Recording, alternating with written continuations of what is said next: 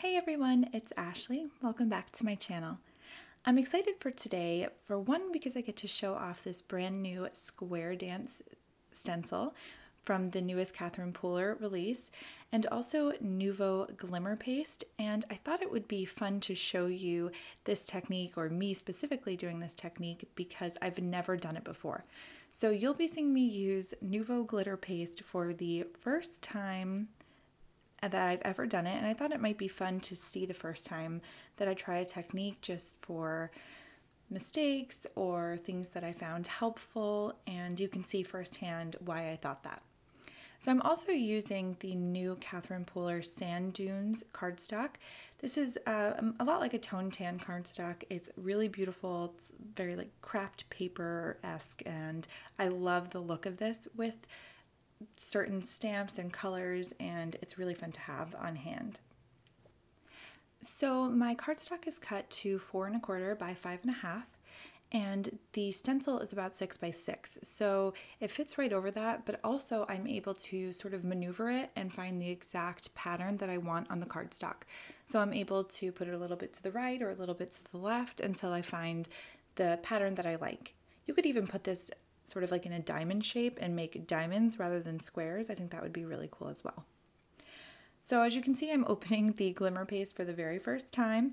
It's definitely very pasty, but it is really, really cool and glittery, and I'm really excited. I'm also using a tonic palette knife, but any palette knife will do. I'm taking a pretty generous amount here on my palette knife, and I'm going to keep this all in real time so that you can see the technique that I use and how I spread it and how it works for me. And I'll let you know of things that I would have changed or things that I'm glad that I tried. Now, I've seen lots of videos on people using this, so I wouldn't say I was going into this blindly. I definitely had an idea of what to do, but always when you're watching something and you're trying it out, it's different.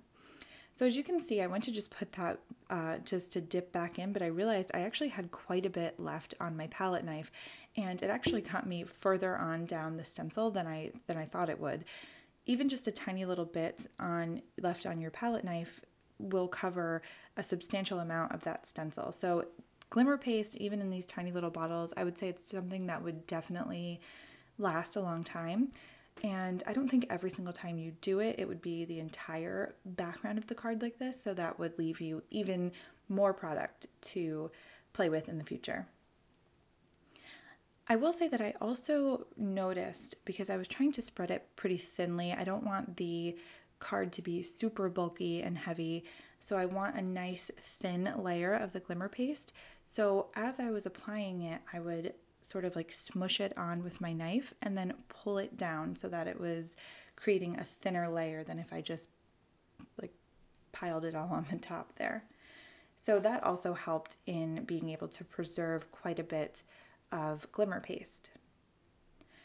I'm looking around right now because I can see in some of the openings of the stencil that I can see the Glimmer paste but also see the cardstock through the Glimmer paste, and I don't want that. I don't want it to be that thin.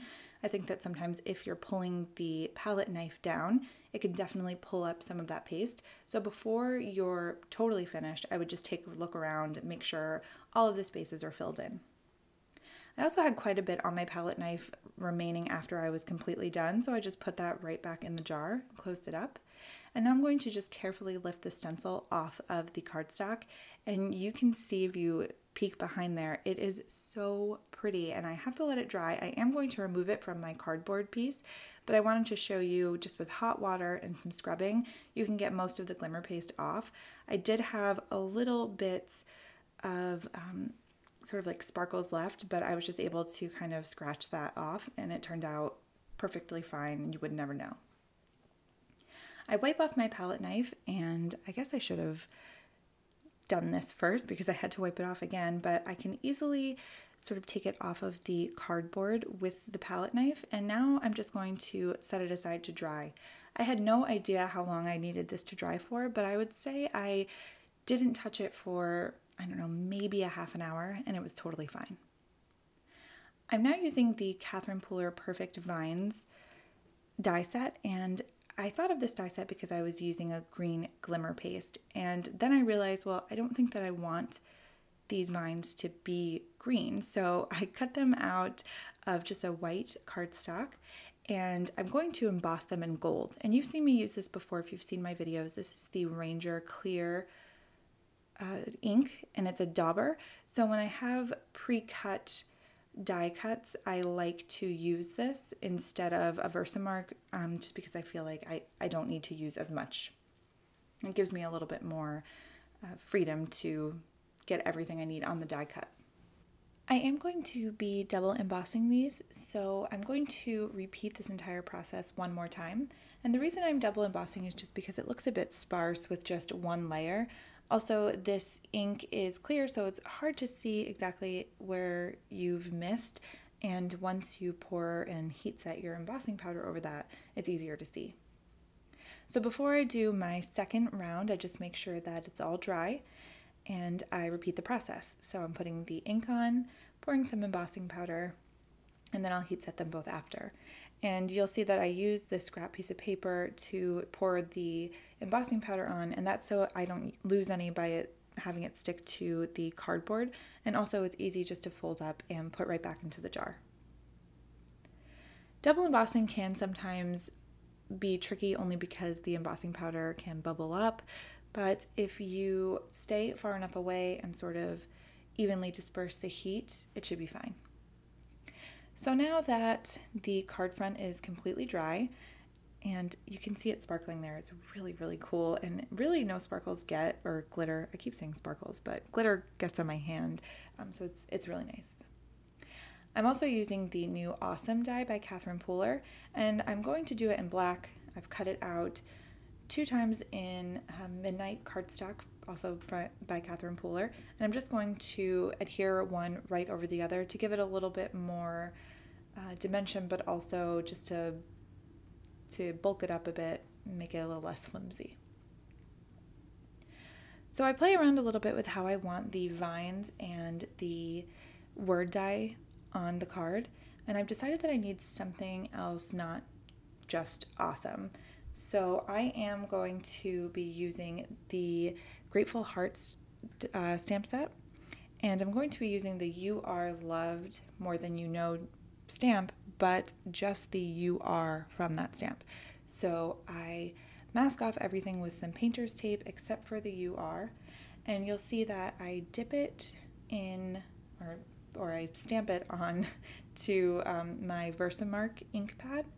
And before I go ahead and stamp it onto my black cardstock, I'm going to pull back that tape, because if I just were to stamp it now, the tape would transfer the Versamark ink to the black cardstock as well.